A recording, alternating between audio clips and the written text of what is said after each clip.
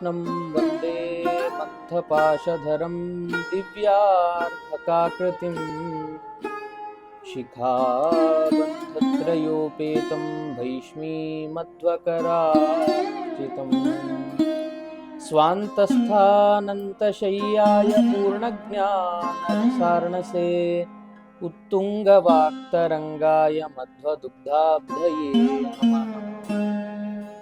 नमः श्रीपादराजाय नमस्ते व्यासयोगिने नमः पुरन्दरार्याय विजयार्याय ते नमः। तपस्वाध्याय शुश्रूषा कृष्णपूजारतं मुनिं विश्वेशमिष्टदं वन्दे परिव्राट् चक्रवर्तिनम्। हरि ओम। ಜ್ಞಾನಪ್ರದ ವಾಹಿನಿಯ ಎಲ್ಲ ಸದ್ಬಂಧುಗಳಿಗೂ ಕೂಡ ಹೃತ್ಪೂರ್ವಕ ಅಭಿನಂದನೆಗಳನ್ನು ಸಲ್ಲಿಸಿ, ಶ್ರೀಪಾದರಾಜರು ಅಂತಲೇ ಪ್ರಸಿದ್ಧರಾಗಿರ್ತಕ್ಕಂತಹ ಲಕ್ಷ್ಮೀನಾರಾಯಣ ಮುನಿಗಳ ಅದ್ಭುತವಾಗಿರತಕ್ಕಂತಹ ದಿವ್ಯವಾದ ಕೃತಿ ಶ್ರೀ ಮಧ್ವನಾಮ. ಅಂಥ ಕೃತಿಯ ಬಗ್ಗೆ ಚಿಂತನೆಯನ್ನು ಮಾಡೋಣ. ನಮ್ಮ ದಾಸ ಸಾಹಿತ್ಯ ಈ ಪರಂಪರೆಯಲ್ಲಿ ಬಹಳ ಪ್ರಭಾವ ಬೀರಿರ್ತಕ್ಕಂತಹ ಮಹಾನುಭಾವರು ಅಂತಂದರೆ ಅದು ಮುಳುಬಾಗಿಲಿನ ಶ್ರೀಪಾದರಾಜರು. ವ್ಯಾಸರಾಜರಂತಹ ಮಹಾನುಭಾವರಿಗೆ ಪಾಠ ಮಾಡಿರ್ತಕ್ಕಂತಹ ಮಹಾ ಮೇಧಾವಿಗಳವರು. ಅಂಥ ಸೀಮಾ ಪುರುಷರ ಗ್ರಂಥಗಳ ಅನೇಕ, ಸಂಸ್ಕೃತದಲ್ಲಿ ವಾಗ್ವಜ್ರ ಅಂತಕ್ಕಂತಹ ಬಹು ಕ್ಲಿಷ್ಟವಾದ ಗ್ರಂಥ ಇದೆ. ಅದರ ಜೊತೆಗೆ ತಿಳಿಗನ್ನಡದಲ್ಲಿ ಸರಳವಾಗಿ ಎಲ್ಲರಿಗೂ ಕೂಡ ಅರ್ಥ ಆಗಲಿ ಅನ್ನೋ ಭಾವದಲ್ಲಿ ರಚನೆ ಮಾಡಿರ್ತಕ್ಕಂತಹ ಅದ್ಭುತವಾದ ಕೀರ್ತನೆಗಳು ಕೂಡ ನಮಗೆ ಇವತ್ತು ಕಾಣಸಿಗ್ತವೆ. ಆದರೆ ತುಂಬ ಅತ್ಯುತ್ಕೃಷ್ಟವಾಗಿರತಕ್ಕಂತಹ ಕೃತಿ ಅಂದರೆ ಮಧ್ವನಾಮ. ಈ ಮಧ್ವನಾಮದ ವೈಶಿಷ್ಟ್ಯ ಏನು ಅಂತಂದರೆ, ಆರಂಭದಲ್ಲಿ ವಾಯುದೇವರ ಮೂಲ ರೂಪವನ್ನು ಚಿಂತನೆ ಮಾಡ್ತಾರೆ. ಅದಾದಮೇಲೆ ಹನುಮದವತಾರ, ಭೀಮಾವತಾರ, ಮಧ್ವಾವತಾರ, ಈ ಮೂರು ಅವತಾರಗಳ ವೈಶಿಷ್ಟ್ಯವನ್ನ ಇದರಲ್ಲಿ ಬಗೆಬಗೆಯಾಗಿ ವರ್ಣನೆ ಮಾಡ್ತಾ ಹೋಗಿದ್ದಾರೆ. ಎಷ್ಟು ಸಂಖ್ಯೆಯ ಕ್ರಮದಲ್ಲಿ ಇದನ್ನ ನಿರ್ಮಾಣ ಮಾಡಿದ್ದಾರೆ, ರಚನೆ ಮಾಡಿದ್ದಾರೆ ಅಂತಂದ್ರೆ, ಮೂಲ ರೂಪದ ಚಿಂತನೆಗಾಗಿ 4 ಪದ್ಯಗಳು, ಹನುಮದವತಾರದ ಚಿಂತನೆಗಾಗಿ 7 ಪದ್ಯಗಳು, ಭೀಮಾವತಾರದ ಚಿಂತನೆಗಾಗಿ 10 ಪದ್ಯಗಳಲ್ಲಿ, ಅದೇ ರೀತಿಯಾಗಿ ಮಧ್ವರ ವರ್ಣನೆಗಾಗಿ 5 ಪದ್ಯಗಳನ್ನು ಶ್ರೀಪಾದರಾಜರು ಇಲ್ಲಿ ಸೃಷ್ಟಿ ಮಾಡಿದ್ದಾರೆ. ಇದರಲ್ಲಿ ಈ ಅವತಾರಗಳನ್ನು ಸೂಚನೆ ಮಾಡಲಿಕ್ಕೆ ಎಷ್ಟೆಷ್ಟು ಸಂಖ್ಯೆಯ ಪದ್ಯಗಳನ್ನು ಬಳಸಿದಾರೋ ಅದರಲ್ಲೂ ಕೂಡ ಒಂದು ಔಚಿತ್ಯ ಇದೆ.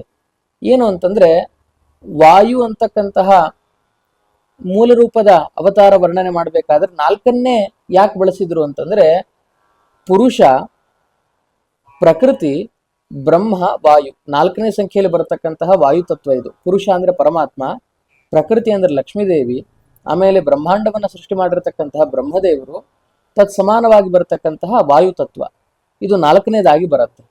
ಹಾಗೆ ಪಂಚಭೂತಗಳಲ್ಲಿ ನಾವು ನೋಡುವಾಗ ಪೃಥಿವಿ, ಅಪ್, ತೇಜಸ್ಸು, ವಾಯು, ಭೂಮಿ, ನೀರು, ಬೆಂಕಿ, ಗಾಳಿ 4ನೆಯ ಸಂಖ್ಯೆಯಲ್ಲಿ ಬರತಕ್ಕಂಥದ್ದೇ ಈ ವಾಯು ತತ್ವ.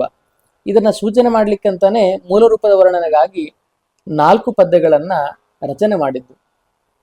ಆಮೇಲೆ ಹನುಮಾವತಾರದ ವರ್ಣನೆಯಲ್ಲಿ 7 ಪದ್ಯಗಳನ್ನ ರಚನೆ ಮಾಡ್ತಾರೆ. 7 ಅನ್ನೋದು ಯಾವುದ್ರ ಸೂಚನೆ ಅಂತಂದ್ರೆ, ರಾಮಾವತಾರ ದಶಾವತಾರಗಳಲ್ಲಿ 7ನೇ ಅವತಾರ. ಅಂತಹ ರಾಮನನ್ನ ವರ್ಣನೆ ಮಾಡಲಿಕ್ಕೆ ಅಂತ ಇರತಕ್ಕಂತಹ ಶ್ರೀಮದ್ ವಾಲ್ಮೀಕಿ ರಾಮಾಯಣ ಅಂತಕ್ಕಂತಹ ಕೃತಿ ಇರೋದು ಕೂಡ 7 ಕಾಂಡಗಳಲ್ಲಿ. ಹಾಗೆ ರಾಮ ಅನ್ನೋ ಹೆಸರು ಕೂಡ ರ ಅನ್ನೋದು 2ನೇ ಅಕ್ಷರ, ಮ ಅನ್ನೋದು ವರ್ಣಮಾಲೆಯಲ್ಲಿ 5ನೇ ಅಕ್ಷರ, ಒಟ್ಟುಗೂಡಿಸಿದ್ರೆ 7. ಹೀಗೆ ಇಲ್ಲೊಂದು ಸಂಖ್ಯಾ ವಿಶೇಷ ಇದೆ. 7 ಕಾಂಡಗಳಲ್ಲಿ ಆ ಪರಮಾತ್ಮನ ವರ್ಣನೆಯನ್ನು ಮಾಡಿರೋದ್ರಿಂದ ಅತ್ಯಂತ ಭಕ್ತಿಯಿಂದ ರಾಮದೇವರ ಸೇವೆಯನ್ನು ಮಾಡಿರ್ತಕ್ಕಂತಹ ಹನುಮಂತನ ವೈಶಿಷ್ಟ್ಯ ಇದರಲ್ಲಿ ವರ್ಣಿತವಾಗಿದೆ. ಆದ್ರಿಂದಾಗಿ 7 ಪದ್ಯಗಳಲ್ಲಿ ಹನುಮಾವತಾರದ ವರ್ಣನೆ, ಹಾಗೆ 10 ಪದ್ಯಗಳಲ್ಲಿ ಭೀಮನ ಚಿಂತನೆ. ಯಾಕೆ ಅಂತಂದ್ರೆ, ಮಹಾಭಾರತ ಒಂದು ಮಾತು ಹೇಳುತ್ತೆ, ಭಕ್ತಿರ್ಜ್ಞಾನಂ ಸವೈರಾಗ್ಯಂ ಪ್ರಜ್ಞಾ ಮೇಧಾ ಧೃತಿಸ್ಥಿತಿ ಯೋಗ ಪ್ರಾಣೋ ಬಲಂಚೈವ ವೃಕೋದರ ಇತಿ ಸ್ಮೃತಃ ಅಂತ. 10 ಗುಣಗಳು ಭೀಮನಲ್ಲಿತ್ತು ಅಂತ ಮಹಾಭಾರತ ವರ್ಣನೆ ಮಾಡುತ್ತೆ. ಭಕ್ತಿ, ಜ್ಞಾನ, ವೈರಾಗ್ಯ ಇದೆಲ್ಲವೂ ಕೂಡ ಇಂಥ ಸದ್ಗುಣಗಳ ತವರೂರಾಗಿದ್ದ ಭೀಮ ಅಂತ ಮಹಾಭಾರತ ಭೀಮಸೇನನ ಗುಣಗಳ ಬಗ್ಗೆ ವರ್ಣನೆ ಮಾಡ್ತಾ ಹೋಗುತ್ತೆ. ಹಾಗಾದ್ರೆ ಏತದ್ ದಶಾತ್ಮಕೋ ವಾಯು, ಈ 10 ಗುಣಗಳನ್ನ ಹೊಂದಿರತಕ್ಕಂತಹ ಆ ವಾಯುರೂಪ ಏನಿದೆ, ಆದ್ರಿಂದಾಗಿ ಭೀಮಾವತಾರದ ವರ್ಣನೆಗೆ 10 ಪದ್ಯಗಳಿಂದ ಶ್ರೀಪಾದರಾಜರು ಚಿಂತನೆಯನ್ನು ನಡೆಸಿದ್ದು.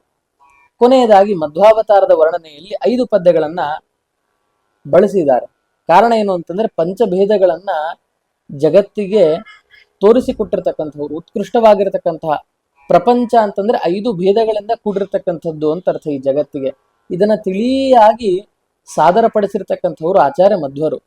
ಅವರ ವರ್ಣನೆಗಾಗಿ 5 ಪದ್ಯಗಳನ್ನ ಬಳಸಿರ್ತಕ್ಕಂತಹ ಈ ವಿನೂತನ ರಚನಾಕ್ರಮ ನಮ್ಮ ಶ್ರೀಪಾದರಾಜರ ಕೃತಿಯಲ್ಲಿ ಕಂಡುಬರುತ್ತೆ.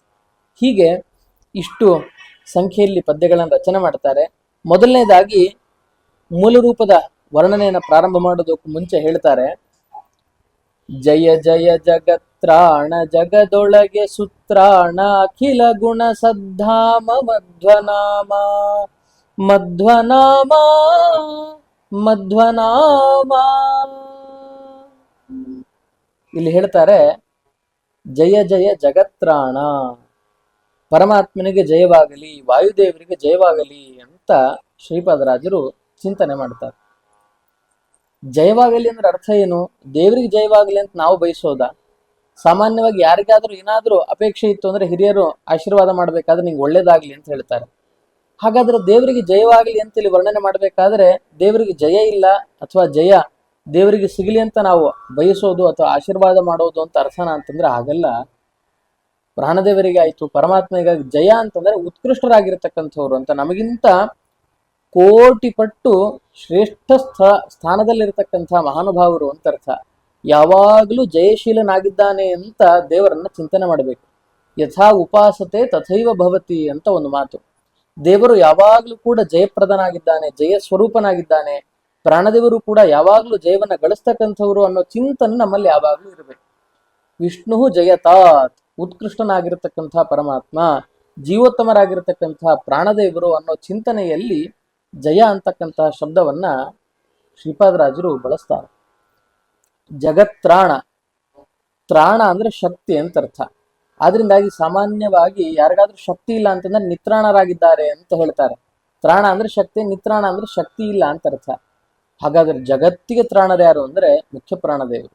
ಯಾಕೆಂದ್ರೆ ನಮ್ಮ ದೇಹವೇ ತಗೋಣ, ಇಡೀ ಬ್ರಹ್ಮಾಂಡ ಬೇಡ, ಬ್ರಹ್ಮಾಂಡದ ಪ್ರತೀಕವಾಗಿರತಕ್ಕಂತಹ ನಮ್ಮ ದೇಹವನ್ನ ನಾವು ತಗೊಂಡ್ವಿ ಅಂತಂದ್ರೆ, ಇದೇ ರೂಪಕ ಅಂತ ಇಟ್ಕೊಂಡ್ವಿ ಅಂತಂದ್ರೆ ದೇಹಕ್ಕೆ ಎಷ್ಟು ಥರದ ವಾಯುವಿನ ಸಂಚಾರ ಇದೆ. ಇಡೀ ದೇಹದಲ್ಲಿ ಸಂಚಾರ ಮಾಡತಕ್ಕಂತಹ ವಾಯುವೇ ಬೇರೆ. ಹಾಗೆ ದೇಹದಲ್ಲಿ ಗುರುತ್ವ ಶಕ್ತಿಯನ್ನ ಕೆಳಗಡೆ ಎಳೆದು ಶುದ್ಧ ಮಾಡತಕ್ಕಂತಹ ವಾಯುವೇ ಬೇರೆ. ನಾಭಿ ಸ್ಥಳದಲ್ಲಿದ್ದು ಇಡೀ ದೇಹದ ಸಮತೋಲನವನ್ನ ಕಾಪಾಡತಕ್ಕಂತಹ ವಾಯುವೇ ಬೇರೆ. ನಾವು ಮಾತಾಡಿರ್ತಕ್ಕಂತಹ ಶಬ್ದಗಳು ಧ್ವನಿ ಗಂಟಲಿನಿಂದ ಹೊರಗೆ ಬರಬೇಕು ಆ ಪದಗಳು ಅಂತಂದ್ರೆ ಗಂಟಲಿನಿಂದ ಹೊರಗೆ ಕಳಿಸ್ತಕ್ಕಂತಹ ವಾಯುವೇ ಬೇರೆ. ಹೀಗೆ ಇಡೀ ದೇಹದ ಒಂದೊಂದು ಅಂಗಗಳಲ್ಲಿ ವಾಯುದೇವ ಒಂದೊಂದು ರೂಪದಿಂದ ನಿಂತುಕೊಂಡು ಕಾರ್ಯವನ್ನ ಮಾಡಿಸಿ ಇಡೀ ದೇಹವನ್ನ ಸಮತೋಲನದಿಂದ ಕಾಪಾಡ್ತಾ ಇದ್ದಾನೆ. ಹಾಗಾದ್ರೆ ಇಡೀ ದೇಹಕ್ಕೆ ಪ್ರಾಣದೇವನ ಆಸರೆ ಇಷ್ಟಾಗಿದೆ ಅಂತಂದ್ರೆ ಸಮಸ್ತ ಬ್ರಹ್ಮಾಂಡಕ್ಕಿಂತ ಇಷ್ಟಿರ್ಬೇಕು. ಜಯ ಜಯ ಜಗತ್ರಾಣ, ಜಗತ್ತಿಗೆ ತ್ರಾಣವನ್ನ ಕೊಡ್ತಕ್ಕಂಥವ್ರು. ಜಗದೊಳಗೆ ಸುತ್ರಾಣ, ಜಗದೊಳಗೆ ನಿಂತು ಕೂಡ ರಕ್ಷಣೆ ಮಾಡತಕ್ಕಂಥವ್ರು. ಅಖಿಲ ಗುಣ ಸದ್ಧಾಮ ಮಧ್ವನಾಮ. ಅಖಿಲ ಗುಣ ಸದ್ಧಾಮ ಅಂತಂದ್ರೆ ಎಲ್ಲ ಗುಣಸ್ವರೂಪನಾಗಿರ್ತಕ್ಕಂಥವನು ಅಂದ್ರೆ ಪರಮಾತ್ಮ. ಅವನಿಗೆ ನಿರ್ಗುಣ ಅಂತನೂ ಕೂಡ ಹೆಸರಿದೆ, ಸಗುಣ ಅಂತನೂ ಕೂಡ ಕರೀತಾರೆ. ಸಗುಣ ಅಂದ್ರೆ ಎಲ್ಲ ಸದ್ಗುಣಗಳಿಂದ ಪೂರ್ಣನಾದವನು ಅಂತ ಅರ್ಥ. ನಿರ್ಗುಣ ಅಂದ್ರೆ ಅರ್ಥ ಏನು ಅಂತಂದ್ರೆ ಗುಣವೇ ಇಲ್ಲ ಅಂತ ಅರ್ಥ ಅಲ್ಲ, ದುಷ್ಟ ಗುಣಗಳಿಂದ ದೂರ ಇರ್ತಕ್ಕಂಥವನು ಅಂತ. ನಿರ್ದಿಷ್ಟವಾಗಿರ್ತಕ್ಕಂತಹ ಗುಣ ಅಂತ ಹೇಳಿಕ್ ಬರೋದಿಲ್ಲ. ಒಂದೇ ಥರದ, ಈಗ ಒಬ್ಬ ವ್ಯಕ್ತಿ ಒಳ್ಳೆಯವನು ಅಂತ ನಾವು ಹೇಳಿದ್ವಿ ಅಂತಂದ್ರೆ ಒಳ್ಳೆತನನೇ ಅವನಿಂದ ನಾವು ನಿರೀಕ್ಷೆ ಮಾಡಬೇಕಾಗತ್ತೆ. ಆದ್ರೆ ಕೆಟ್ಟತನ ಯಾವಾಗ್ಲೂ ಒಬ್ಬ ವ್ಯಕ್ತಿಯಲ್ಲಿ ಕಂಡು ಬರುತ್ತೆ. ಹಾಗಾದ್ರೆ ನಿರ್ದಿಷ್ಟವಾದ ಗುಣ ಒಬ್ಬನಿಗಿರಲ್ಲ. ಪರಮಾತ್ಮನೂ ಕೂಡ ಹಾಗೆ ಒಂದೊಂದು ಥರದ ವಿಶಿಷ್ಟವಾಗಿರ್ತಕ್ಕಂತಹ ಗುಣಗಳನ್ನ ಹೊಂದಿರತಕ್ಕಂಥವನು ಪರಮಾತ್ಮ. ಭಕ್ತರಿಗೆ ಅನುಗ್ರಹವನ್ನು ಕೂಡ ಮಾಡ್ತಾನೆ, ದುಷ್ಟರ ವಿಷಯದಲ್ಲಿ ಶಿಕ್ಷೆಯನ್ನು ಕೂಡ ಕೊಡ್ತಾನೆ. ಆದ್ರಿಂದಾಗಿ ಅವನು ನಿರ್ಗುಣ ಅಂತ ಕರೆಸ್ಕೊಳ್ತಾನೆ. ಅಖಿಲ ಗುಣ, ಸರ್ವ ಗುಣಗಳಿಂದ ಪೂರ್ಣನಾಗಿರ್ತಕ್ಕಂತಹ ಪರಮಾತ್ಮನಿಗೆ ಧಾಮ, ಆ ಪರಮಾತ್ಮನನ್ನ ಹೃದಯದಲ್ಲಿ ಹೊತ್ತವರು ಮುಖ್ಯ ಪ್ರಾಣದೇವರು ಅಂತ ಅರ್ಥ. ಹಾಗಾದ್ರೆ ಅಖಿಲ ಗುಣ ಸದ್ಧಾಮ ಮಧ್ವನಾಮ, ಎಲ್ಲ ಗುಣಗಳಿಂದ ಪೂರ್ಣನಾದ ಪರಮಾತ್ಮನನ್ನ ಹೃದಯದಲ್ಲಿ ಹೊತ್ತವರು ಅಂತ ಅರ್ಥ. ಸವೇದ ಏತತ್ ಪರಮಂ ಬ್ರಹ್ಮಧಾಮ ಅಂತ ಒಂದು ಮಾತು ಬರುತ್ತೆ ಉಪನಿಷತ್ತಲ್ಲಿ. ಎಲ್ಲ ಗುಣಗಳಿಂದ ಪರಿಪೂರ್ಣನಾದ ಪರಮಾತ್ಮನನ್ನ ಹೃದಯದಲ್ಲಿ ಹೊತ್ತವರು ಅಂತ ಅರ್ಥ. ಹೃದಯ ಮಂಟಪದೊಳಗೆ ಕೂಡಿಸ್ಕೊಂಡು ಪೂಜೆ ಮಾಡ್ತಾರೆ. ಆದ್ರಿಂದಾಗ ಅದೇ ಶ್ರೀಪಾದರಾಜರು ಇನ್ನೊಂದ್ ಕಡೆ ಹೇಳ್ತಾರೆ, ನಾನಿನಗೇನು ಬೇಡುವುದಿಲ್ಲ ಹೃದಯ ಮಂಟಪದೋಳು ನೆಲೆಸಿರು ಹರಿ. ನಾನಿನಗೇನು ಬೇಡುವುದಿಲ್ಲ. ದೇವರನ್ನ ಒಂದೇ ಕೇಳ್ಬೇಕಂತ ನಾವು, ಎನ್ನ ಹೃದಯ ಮಂಟಪದಲ್ಲಿ ಬಂದು ನೀನ್ ಯಾವಾಗ್ಲೂ ನೆಲೆಯಾಗಿ ನಿಂತ್ಕೋ ಅಂತ. ದೇವರು ಬಂದು ಕೂಡಬೇಕು ಅಂತಂದ್ರೆ ನಾವು ಹೇಗಿರ್ಬೇಕು ಅಂದ್ರೆ, ಮೊದಲನೇದಾಗಿ ನಾವು ಕೂಡತಕ್ಕಂತಹ ಯಾವುದೇ ಒಂದು ಸ್ಥಳ ಅಂತಂದ್ರೆ ಶುದ್ಧವಾಗಿರ್ಬೇಕು. ನಮ್ಮ ಮನಸ್ಸನ್ನೇ ಮಂಟಪವನ್ನಾಗಿ ಮಾಡಿದ್ವಿ ಅಂತಂದ್ರೆ, ದೇವರಲ್ಲಿ ಬಂದು ಕೂಡಬೇಕು ಅಂತಂದ್ರೆ ಮೊದಲು ಮನಸ್ಸು ಶುದ್ಧವಾಗಿರ್ಬೇಕು. ಕಾಮ, ಕ್ರೋಧ, ಲೋಭ, ಮೋಹ, ಮದ, ಮಾತ್ಸರ್ಯ ಅಂತಕ್ಕಂಥ ಗುಣಗಳನ್ನ ದೂರ ಇಡ್ಬೇಕು ನಾವು.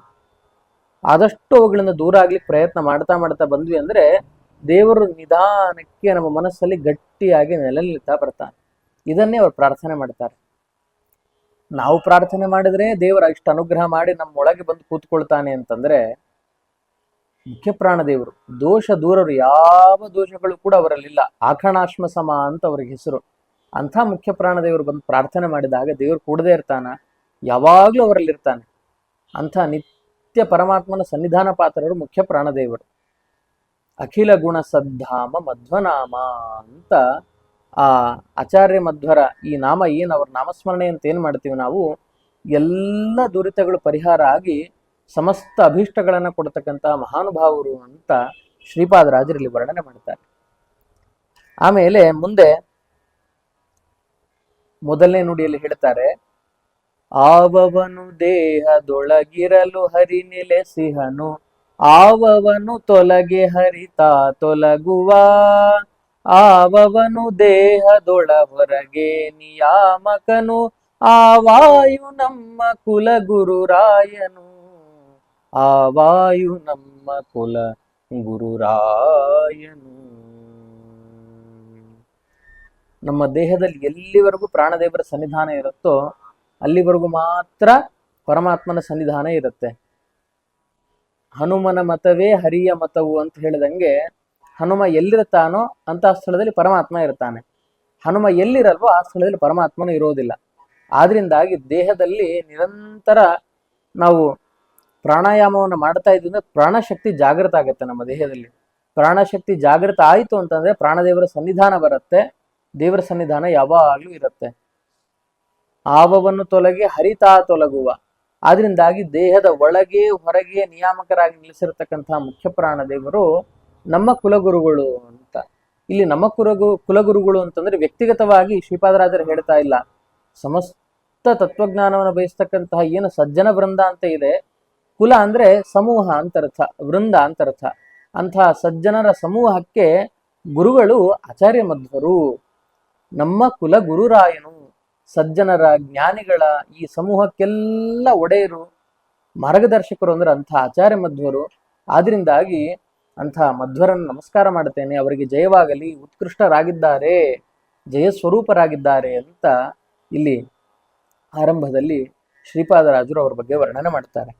ಆಮೇಲೆ ಪ್ರಾಣದೇವರ ಮಹಿಮೆಯನ್ನ ಹೇಳಬೇಕಾದ್ರೆ, ಕರ್ಣಾಭಿಮಾನಿ ಸುರರು ದೇಹವ ಬಿಡಲು ಕುರುಡ ಕಿವುಡ ಮೂಗನೆಂದೆನಿಸಿದ, ಪರಮ ಮುಖ್ಯ ಪ್ರಾಣ ತೊಲಗಾಲ ದೇಹವನ್ನು ಅರಿತು ಪೆಣವೆಂದು ಪೇಳ್ವರು ಬುಧಜನ ಅಂತ. ಅಂದ್ರೆ ಎಲ್ಲ ತತ್ವಾಭಿಮಾನಿ ದೇವತೆಗಳು ಎಲ್ಲ ಹೊರಟಾಗ ಆ ದೇಹವನ್ನ ಕೇವಲ ದೇಹ ಅಂತ ಹೇಳಲಿಲ್ಲ. ಈ ಕಿವಿಗೆ ಅಭಿಮಾನಿಯಾಗಿರ್ತಕ್ಕಂತಹ ದೇವತೆ ಹೋದಾಗ ದಿಗ್ದೇವತೆಗಳು ಶ್ರೋತ್ರಕ್ಕೆ ಅಂಥವರು ಅಲ್ಲಿಂದ ಹೊರಟಾಗ ಅದನ್ನ ಕಿವುಡ ಅಂತ ಕರೆದ್ರು, ಹೊರತು ಕೇವಲ ದೇಹ ಅಂತ ಕರೀಲಿಲ್ಲ ಆ ವ್ಯಕ್ತಿಯನ್ನ. ಆಮೇಲೆ ನಾಲಿಗೆಗೆ ಅಭಿಮಾನಿಯಾಗಿರ್ತಕ್ಕಂತಹ ದೇವತೆ ಹೊರಗಡೆ ಹೋದಾಗ ಯಾವುದೇ ನಾಲಿಗೆಯ ರಸವನ್ನ ಗ್ರಹಣ ಮಾಡತಕ್ಕಂತಹ ಶಕ್ತಿ ಇಲ್ಲ ಇವನಿಗೆ ಅಂತ ಅನ್ಕೊಂಡು ಕಣ್ಣು ಹೋದಾಗ ಇವನು ಕುರುಡ ಅಂತೆಲ್ಲ ಹೇಳ್ತಾರೆ. ಆದ್ರೆ ಅದನ್ನ ದೇಹ ಕೇವಲ ಶರೀರ ಶವ ಅಂತ ಹೇಳೋದಿಲ್ಲ. ಯಾವಾಗ ಮುಖ್ಯ ಪ್ರಾಣ ಅಲ್ಲಿಂದ ಹೊರಗಡೆ ಹೋಗ್ತಾನೋ ಅವಾಗ ಯಾವ ತತ್ವಾಭಿಮಾನಿಗಳಿದ್ರು ಕೂಡ ಪ್ರಯೋಜನವೇ ಇಲ್ಲ. ಯಾಕೆಂದ್ರೆ ಪ್ರಾಣಶಕ್ತಿಯ ದೇಹದಲ್ಲಿಲ್ಲ ಅಂತಂದಾಗ ಅದನ್ನ ಪೆಣವೆಂದು ಕೇವಲ ಶರೀರ ಅಂತ ಮಾತ್ರ ಹೇಳ್ತಾರೆ, ಶವ ಅಂತ ಮಾತ್ರ ಹೇಳ್ತಾರೆ.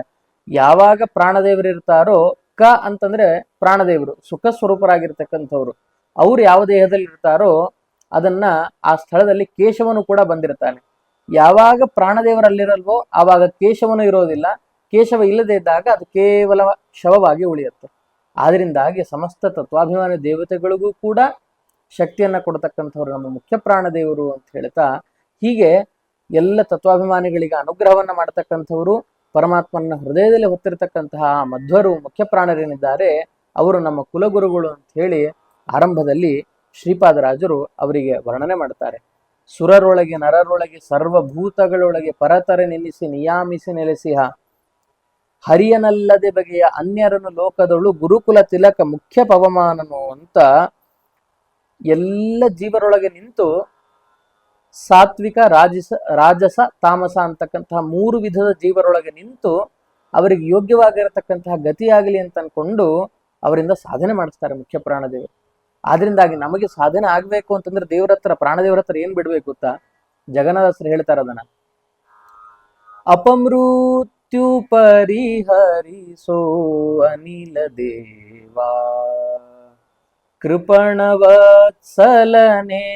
ಕಾಯ್ವರ ಕಾಣೆ ನಿನ್ನೊಳಿದು ಅಪಮೃತ್ಯು ಪರಿಹರಿಸೋ ಅನಿಲ ದೇವಾ. ಅಪಮೃತ್ಯುವನ್ನ ಪರಿಹಾರ ಮಾಡಿ ನಮ್ಮನ್ನು ಉದ್ಧಾರ ಮಾಡು ಅಂತ ಕೇಳ್ತಾರೆ. ಅಪಮೃತ್ಯು ಅಂದ್ರೆ ಯಾವುದು ಅಂತಂದ್ರೆ ಪರಮಾತ್ಮನ ಮರೆವು, ವಿಸ್ಮೃತಿ ಏನಿದೆ ಇದು ನಿಜವಾದ ಅಪಮೃತ್ಯು. ಇಂಥ ಅಪಮೃತ್ಯುವನ್ನ ಪರಿಹಾರ ಮಾಡಿ ಯಾವಾಗ್ಲೂ ದೇವರ ಜ್ಞಾನವನ್ನು ಕೊಡು ಅಂತ ಬಿಡ್ಬೇಕು.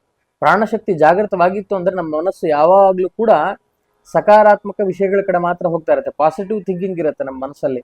ಅದಿಲ್ಲ ಅಂತಂದ್ರೆ ಪ್ರಾಣಶಕ್ತಿ ಕಮ್ಮಿ ಆಯ್ತೋ ಆವಾಗ ನಕಾರಾತ್ಮಕ ಚಿಂತನೆಗಳಿಗೆ ನಾವೇ ಅವಕಾಶ ಮಾಡಿಕೊಟ್ಟ ಹಾಗಾಗತ್ತೆ, ದೇವರ ಕಡೆ ನಮ್ಮ ಮನಸ್ಸು ಹೊರಳಲ್ಲ. ಆದ್ರಿಂದಾಗಿ ಇಂಥ ದೇವರ ವಿಸ್ಮೃತಿ ಬರದೇ ಇರೋ ಹಾಗೆ, ಸದಾಕಾಲ ದೇವರ ಸ್ಮೃತಿಯಲ್ಲಿ ಇಡೋ ಹಾಗೆ ಅನುಗ್ರಹ ಮಾಡು ಅಂತ ಆ ಪ್ರಾಣದೇವರಲ್ಲಿ ಶ್ರೀಪಾದರಾಜರು ಪ್ರಾರ್ಥನೆ ಮಾಡ್ತಾರೆ. ಹೀಗೆ ಮೊದಲ ಅವತಾರದ ಮೊದಲ ಮೂಲ ಸ್ವರೂಪದ ಚಿಂತನೆಯನ್ನ ಮಾಡಿ ಮುಂದೆ ಹನುಮದವತಾರದ ವರ್ಣನೆಯನ್ನ ಪ್ರಾರಂಭ ಮಾಡ್ತಾರೆ. ಅದನ್ನ ಮುಂದಿನ ಭಾಗದಲ್ಲಿ ನಾವು ನೋಡೋಣ. ಶ್ರೀಕೃಷ್ಣಾರ್ಪಣಮಸ್ತು.